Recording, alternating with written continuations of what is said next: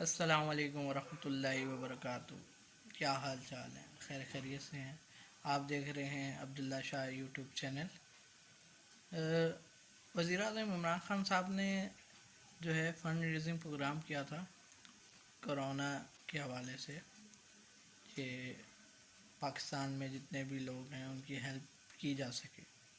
دنیا بھر کے لوگوں نے وزیر اعظم کو کھل کے جو ہے ان کی ہیلپ کی کرونا کے حوالے سے، اور اس میں نامور میڈیا کے جو چینلز ہیں وہ بھی شریک ہوئے تھے، اور بہت سارے جرنلسٹ بھی تھے جس میں نامور ٹی وی چینلز کے ٹی وی اینکرز موجود تھے۔ اس میں خصوصی دعا کے لیے پوری امت کے جو حفاظت ہے کرونا سے اس کے لیے مولانا طارق جمیل صاحب کو بھی مدعو کیا گیا تھا۔ یہ صاف رپورٹ ہے کہ مولانا طارق جمیل صاحب اور پرائم منسٹر عمران خان صاحب کی آپس میں کافی اچھی باؤنڈنگ ہے، اور مولانا نے ایک عام اعتبار سے بات کی، یعنی جیسے ہم باتوں میں بات کہہ دیتے ہیں، تو انہوں نے کہا کہ اس معاشرے میں جو ہے وہ جھوٹ بہت عام ہے، اور اس بات میں کوئی جھوٹ بھی نہیں، یہ ایک حقیقت پہ مبنی بات کی مولانا نے۔ تو کچھ صحافی ایسے ہیں جنہوں نے اس بات پر کافی اعتراض کیا کہ مولانا نے جو ہے وہ میڈیا کے لوگوں کو جو ہے وہ جھوٹ، کہ میڈیا کے لوگ جھوٹ بولتے ہیں۔ مولانا نے میڈیا میں لوگوں کا نام نہیں لیا کہ کون جھوٹ بولتا ہے، کون جھوٹی خبریں دیتا ہے۔ مولانا نے ایک جنرلی بات کی کہ میڈیا بھی جھوٹ کا سہارا لیتا ہے اپنی خبر کو اچھا دکھانے کے لیے، اور ریٹنگ کے حوالے سے انہیں اس طرح سے کہا کہ معاشرے سے جھوٹ ختم ہو جائے گا تو سب کچھ ٹھیک ہو جائے گا۔ ان کو نہیں پتہ تھا کہ اس بات کو اتنا بڑا چڑھا کر جو ہے پیش کیا جائے گا۔ اس کے بعد ہم نیوز پر پروگرام کرنے والے عبد المالک صاحب نے حامد میر کو اپنے ساتھ شو میں بلایا، اور مولانا طارق جمیل صاحب کو بھی شو میں بلایا، کال پر لیا۔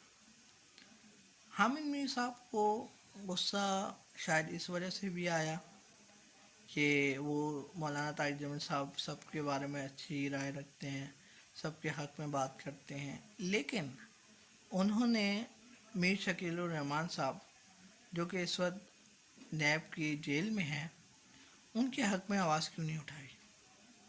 ان کے بارے میں کیوں نہیں وزیر اعظم کو کہا کہ ان کو رہا کروایا جائے یا ان کو چھوٹ دی جائے، کچھ بھی؟